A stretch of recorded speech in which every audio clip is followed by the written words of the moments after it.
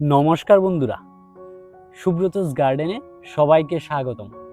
বন্ধুরা, আজকে আমি আমার ছাদ বাগানের গাছগুলার কিভাবে পরিচর্যা করি, কিভাবে মাটি তৈরি করি বা গাছগুলা একদম ছোট হওয়ার থেকে বড় পর্যন্ত কিভাবে পরিচর্যা করলাম, এই রকম ফলন আপনারা দেখতে পারলেন, এটি কিভাবে হলো, সম্পূর্ণ কিছু আপনাদের সঙ্গে আজকে এই ভিডিওতে শেয়ার করব।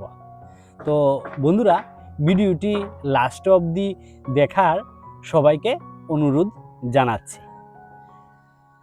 বন্ধুরা, প্রথমে আমি নার্সারি থেকে গাছগুলা এনে যেইভাবে গাছগুলাকে রোপণ করি, প্রথমে বন্ধুরা আমি মাটিটি ভালোভাবে রেডি করি, বলতে মাটি তৈরি করণ। মাটিটি কীভাবে তৈরি করি, আমি ত্রিপুরা থেকে বলছি, আমরা ক্ষেত থেকে মাটি সংগ্রহ করি। সেই ক্ষেতের মাটির মধ্যে প্রচুর পরিমাণে বিভিন্ন ধরনের মিনারেলস এবং পুষ্টি উপাদান রয়েছে। সেই মাটিগুলাকে প্রথমে শুকিয়ে একদম ঝুরঝুরা গুঁড়া করে নিই। তো এই মাটির সঙ্গে পুরনো যেই গোবর সারটি রয়েছে সেটি হলো 30% আর মাটি হলো 70%। টোটাল 100% মাটি আমি এই আম গাছের জন্য নিয়ে নিই। তারপরে নার্সারি থেকে গাছ এনে আমি ওই মাটির মধ্যে গাছগুলাকে রোপণ করে দিই। এই ক্ষেত্রে বন্ধুরা একটা জিনিস বলছি আপনাদের, যদি কোনো গাছ 1 থেকে 1.5 বছর বয়স হয়ে যায়, তাহলে আপনারা 1.5 বছর হলে 12 ইঞ্চি গ্রো ব্যাগ বা 12 ইঞ্চি টবের মধ্যে অবশ্যই লাগাতে পারেন। যেমন আমি লাগিয়েছি, আমি যখন গাছগুলা এনেছিলাম তখন গাছগুলার বয়স প্রায় 1 বছর থেকে উপরে ছিল। আমি ডিরেক্ট 12 ইঞ্চি গ্রো ব্যাগের মধ্যে আমি গাছগুলা লাগিয়েছি। আর কোনো গাছ যদি 6 মাসে থাকে, বলতে 1 বছরের নিচে থাকে, তাহলে আপনারা ছোটো যে গ্রো ব্যাগটি রয়েছে, যেমন 8 ইঞ্চি বা 10 ইঞ্চি, এইগুলার মধ্যে লাগাতে পারেন। তো আমার গাছগুলা যেহেতু 1 বছরে একটু বড় ছিল, তার জন্য আমি 12 ইঞ্চি গ্রো ব্যাগের মধ্যে লাগিয়েছি। তারপরে কিছুদিন পরে যখন গাছগুলা একটু বড় হয়েছে, বলতে 2 থেকে 3 মাস পরে, তখন গাছগুলা প্রথম এনে গাছগুলার মধ্যে কোনো ধরনের মিক্স ফার্টিলাইজার বা কোনো ধরনের খাবার দেইনি। একদম প্লেন, যে বললাম না ক্ষেতের মাটিটি রয়েছে 70% এবং গোবর সার 30% রয়েছে, তার মধ্যে আমি গাছটি লাগিয়ে দিয়েছি। তো তারপরে 2 থেকে 3 মাস গাছটি ওই মাটির মধ্যে বা ওই গ্রো ব্যাগটির মধ্যে থাকার পর, তারপরে আমি গাছগুলার মধ্যে অল্প পরিমাণে মিক্স ফার্টিলাইজার দিয়েছি। মিক্স ফার্টিলাইজার বলতে বন্ধুরা, আমি যেইভাবে আমার ঘরের মধ্যেই রেডি করি, এর মধ্যে শিংকুচি, হাড়গুঁড়ো, নিম খৈল, বাদাম খৈল, সরিষার খৈল, পুরনো চালের গুঁড়ো, এগুলা যদি 2 কেজি হলো মিক্স করে, তার ডাবল পরিমাণে আপনার পুরনো গোবর সার আরও 2 কেজি নিই, তাহলে 4 কেজি হয়ে গেল। এই 4 কেজি আমি 2 থেকে 3 মাসের জন্য কি করি, একটা বস্তার মধ্যে রেখে একটা জায়গায় রেখে দিই। তারপরে এটা ডিকম্পোস্ট হয়ে গেল। ডিকম্পোস্ট হয়ে গেলে এটার মধ্যে বন্ধুরা ডিরেক্ট যদি আমি গাছের মধ্যে দিই, তাহলে গাছ পাতা পুরা বা বিভিন্ন ধরনের গাছ মরে যাওয়ার সম্ভাবনা থাকে। তার জন্য 2 থেকে 3 মাস এই মিক্স ফার্টিলাইজারটিকে রেখে দিতে হয় বা আমি রাখি। তারপরে গাছগুলার মধ্যে আমি অল্প অল্প করে ব্যবহার করে থাকি। তো 2 থেকে 3 মাস পরে অল্প পরিমাণে গাছের এই রকম গুঁড়ির মধ্যে আমি মিক্স ফার্টিলাইজারটি দিই। তার সঙ্গে যে টাটার দুর্বিগলটি রয়েছে, সেটি 50 গ্রামের মতো, ছোট একটি গাছের জন্য 50 গ্রামের মতো গাছের গুঁড়ির মধ্যে একসঙ্গে দিয়ে দিই। এই 2টি উপাদানই দিই। 3 মাস পর মিক্স ফার্টিলাইজার প্লাস দুর্বিগোল্ড দিয়ে রেখে দিলাম। তারপর নেক্সট স্টেপ হলো বন্ধুরা, ঠিক আপনার তার 1 মাস পরে গাছের মধ্যে ছোট ছোট কুড়ি আসতে শুরু করে, তখন গাছটিকে আমি একটি ডাল থাকে তখন গাছটিকে এইভাবে আমি ভালোভাবে প্রুনিং করে দিই। এই প্রুনিং করে এই জায়গার মধ্যে দিয়েছি, এখানে দেখুন 1 2 3টি ডাল বের হয়ে আসে। প্রুনিং করার ক্ষেত্রে 3টি ডাল বের হয়ে আসে, এরপরে আবার এদিকে প্রুনিং করে দিই, আরও একটি ডাল থেকে প্রথমে 3টি ডাল হলো, তারপরে এদিকে একটি ডাল গেল, এদিকে একটি ডাল, এদিকে একটি ডাল, এটিকেও প্রুনিং করে দিলে আরও 3টি ডাল হয়ে গেল। তাহলে এখানে 3টি ডাল থেকে 9টি ডাল হয়ে গেল। এই রকম প্রুনিং করে পুরা গাছটিকে সুন্দরভাবে, এই গাছটি যে আপনারা দেখতে পাচ্ছেন সুন্দরভাবে একটি শেপ হয়। প্রথম বছর মুকুল আসলেও বন্ধুরা আমি মুকুলগুলা ভেঙে দেই, গাছে কোনো ধরনের নেই না, বলতে ফল টল নেই না। ঠিক 2 বছর পরে গাছটি যখন একদম পরিপূর্ণ ফল দেওয়ার পজিশনে আসে তখন আমি গাছটি থেকে ফল নিই। বন্ধুরা আপনারা দেন এই গাছটি দেখছেন, এটি একটি ব্যানানা ম্যাঙ্গো, এখানে একটি রয়েছে, আরও আমার ছাদ বাগানে মোট 4টি ব্যানানা ম্যাঙ্গো গাছ রয়েছে। এইবার প্রথম গাছগুলাতে এই ধরনের ফলন। তো এর আগে আমি গাছগুলা থেকে কোনো ধরনের ফল নেইনি। তার মেইন কারণ হলো গাছগুলাকে একটু বড় হতে দিয়েছি। এখন দেখুন গাছগুলা কত মোটা হয়েছে এবং গাছগুলাতে প্রচুর পরিমাণে ফলও ধরেছে।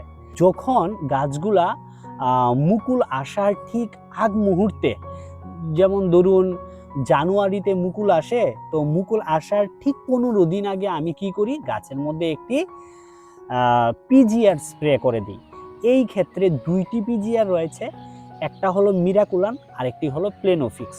তো এই জিনিসটা আপনাদের বুঝতে হবে, গাছে মুকুল আসার আগে দিতে হবে মিরাকুলান, এবং গাছে যখন গুটি মটর দানা থেকে আরেকটু বড় হয়ে যাবে তখন দিতে হবে প্লেনোফিক্স।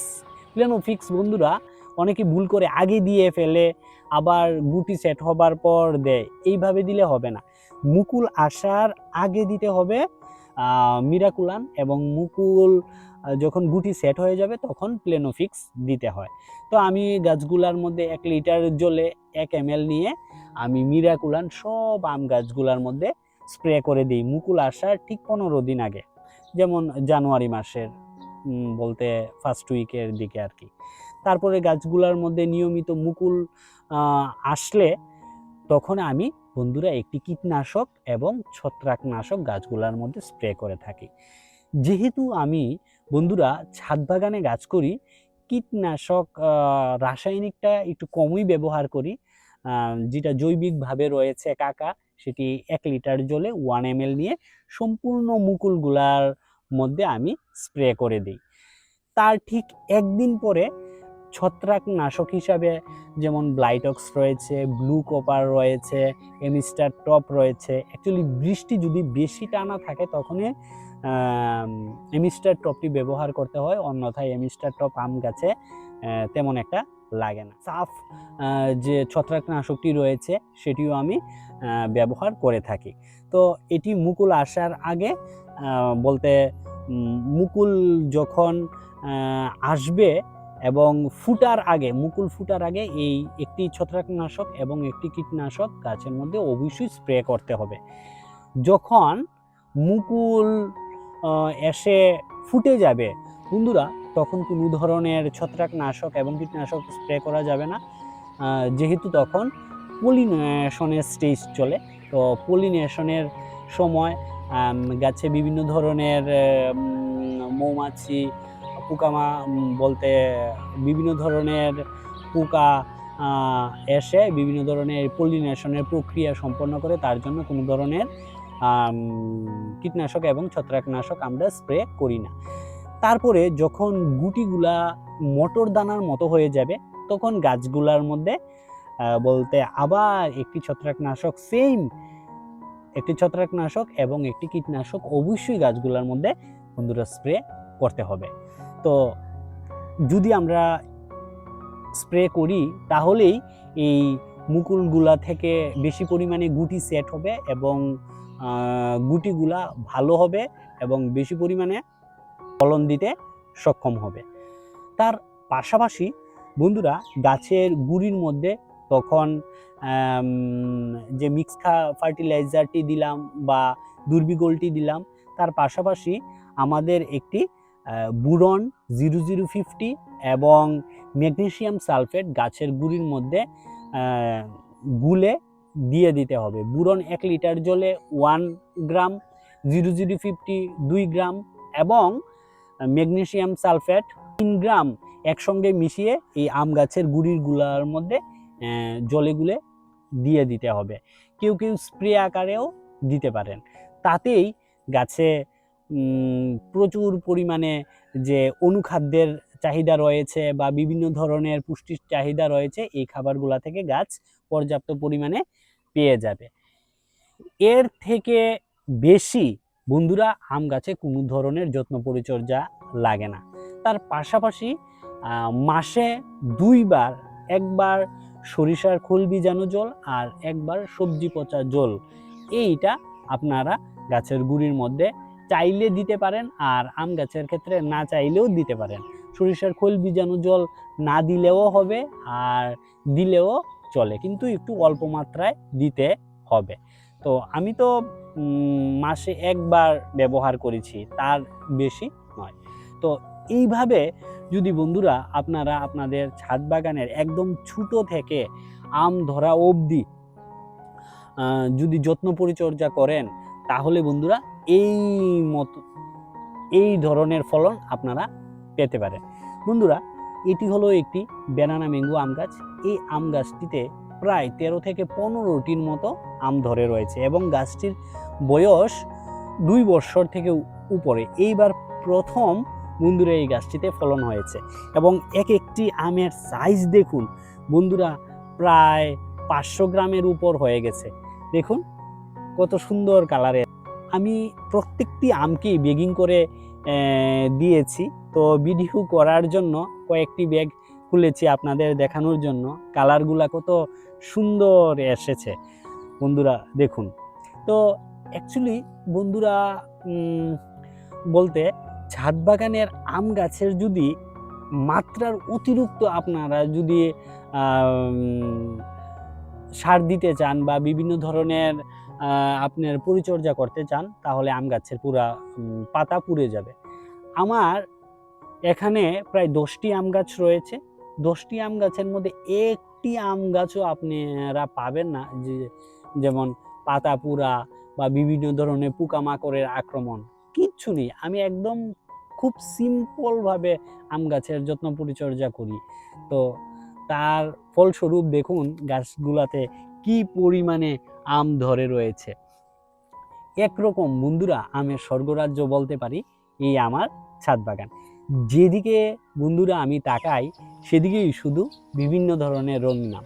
এই গাছটিতেও দেখুন কতগুলো আম ধরে রয়েছে এবং আমগুলা জুলাই মাসের, এই তো জুন মাস চলছে, জুলাই মাস থেকেই অলরেডি পাকা শুরু করবে, কিন্তু অলরেডি হলুদ হয়ে গেছে, আরও পাকতে কিছু সময়টা লাগবে। তো আমি অ্যাকচুয়ালি গাছ পাকা আম খেতেই পছন্দ করি, তার জন্য গাছ থেকে পেকে যখন পড়বে তখনই আমি আমগুলা মানে তুলবো বা হারভেস্টিং করব আর কি। তো বন্ধুরা, আমার ছাদ বাগানে তো অনেকগুলা গাছ রয়েছে, যেমন কাটিমন গাছ রয়েছে, তারপরে ব্যানানা ম্যাঙ্গো রয়েছে, এরপরে জাপানের সেই বিখ্যাত আম মিয়াজাকি রয়েছে। প্রত্যেকগুলা গাছেই প্রচুর পরিমাণে আম ধরে রয়েছে এবং নেক্সট শীতে ফলন পাওয়ার জন্য আরও 3টি কাটিমন গাছ রেডি হচ্ছে। এই 3টি কাটিমন গাছে কোনো ধরনের ফল আসেনি। তো নেক্সটে যখন শীতকালে ওই গাছগুলা থেকে আমি আম নেব, তখন কোনো ধরনের আম থাকে না। তো বন্ধুরা, এটাই বলবো, আপনারা যদি আমার মতো আপনাদের ছাদ বাগানের গাছগুলা এইভাবে সিম্পল ওয়েতে পরিচর্যা করে ফল আপনারাও পেতে পারেন। তো দেখুন আমগুলা দেখতে খুবই ভালো লাগছে এবং ছাদ বাগানের যে গাছে এত সুন্দর ফলন হতে পারে আমি মানে বিশ্বাসই করতে পারছি না। তো ভিডিওটি কেমন লাগলো আপনারা কমেন্ট করে জানাবেন। আর কোনো কিছু আম গাছ সম্পর্কে জিজ্ঞাসা করার থাকলে, কোনো কিছু বোঝার থাকলে অবশ্যই কমেন্টে বলবেন। তো বন্ধুরা, ধৈর্য ধরে ভিডিওটি দেখার জন্য অনেক অনেক ধন্যবাদ আপনাদের। তো সবাই ভালো থাকবেন, সুস্থ থাকবেন এবং বেশি বেশি পরিমাণে ছাদ বাগানে গাছ লাগান। অনেকে বলে ছাদ বাগানে গাছ লাগালে ছাদ নষ্ট হয়ে যায়। আমি বলবো বন্ধুরা, ছাদ বাগানের গাছগুলা যদি ভালোভাবে পরিচর্যা করেন এবং কিছুদিন পরে ছাদটা যদি ঝাড়ু টাড়ু দিয়ে রাখেন, তাহলে ছাদ কোনো ধরনের নষ্ট হয় না এবং প্রচুর পরিমাণে ছাদ বাগান থেকে ফল আমরা পেতে পারি। এবং গাছগুলোও বন্ধুরা ডুয়া প্রকৃতির হয়, তো বেশি বড়ও হয় না, খুব অনায়াসেই গাছগুলা থেকে প্রচুর পরিমাণে ফল পাওয়া যায়। তো আর কিছু বলছি না, ভিডিওটি শেষ অবধি দেখার জন্য অনেক অনেক ধন্যবাদ সবাইকে। আর যারা নতুন ভিডিওটি আপনারা দেখছেন, তাদের বলবো ভিডিওটি যদি ভালো লেগে থাকে তাহলে একটি লাইক দিয়ে চ্যানেলটিকে সাবস্ক্রাইব করার অনুরোধ রইল। সবাই ভালো থাকবেন, সুস্থ থাকবেন এবং বেশি পরিমাণে গাছ লাগান এবং প্রকৃতি নিয়ে থাকুন। ধন্যবাদ সবাইকে।